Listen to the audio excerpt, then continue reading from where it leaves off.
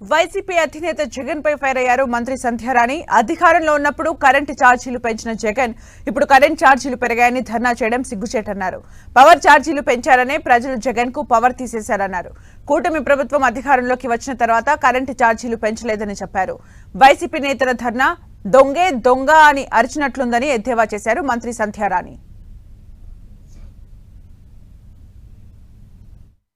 కరెంట్లు విపరీతంగా పెంచేస్తున్నారు అని ఒక దొంగేడుపులు ఏడుస్తున్నారు. ముఖ్యంగా గత 5 సంవత్సరాల్లో 10 సార్లు కరెంటు బిల్లు పెంచిన పాపం ఎవరిది? సైకో జగన్మోహన్ రెడ్డిది.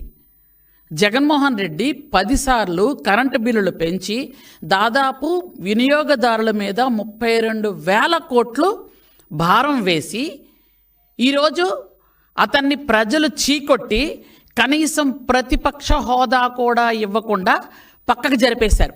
అట్లాంటి ఆయన 11 సీట్లతో 11వ తేదీన ఉదయం 11 గంటలకు బయటకు వచ్చి ధర్నాలు మొదలుపెట్టారు.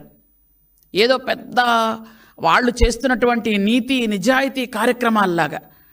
అసలు చూసిన జనాలు కూడా సిగ్గుపడుతున్నారు. అసలు దేనికి వీళ్ళు బయటకు వచ్చి ధర్నా చేస్తున్నారు అని. నువ్వే 10 సార్లు కరెంటు బిల్లులు పెంచేసి ఈ 6 నెలల్లో మా చంద్రబాబు నాయుడు గారు ఏమైనా పెంచారా? ఈ ప్రభుత్వం ఏమైనా పెంచిందా? పెంచకపోతే కానీ నువ్వు గజనీవి, ట్యాబ్లెట్లు వేయడం మర్చిపోయి ఉంటావు. కానీ కొంచెమైనా ఆలోచించాలి కదా. మీరే కరెంటు బిల్లులు పెంచి మీరే ధర్నాలు దిగుతున్నారు అంటే ఎలా ఉందంటే దొంగే దొంగ దొంగ నరిచినట్టుంది.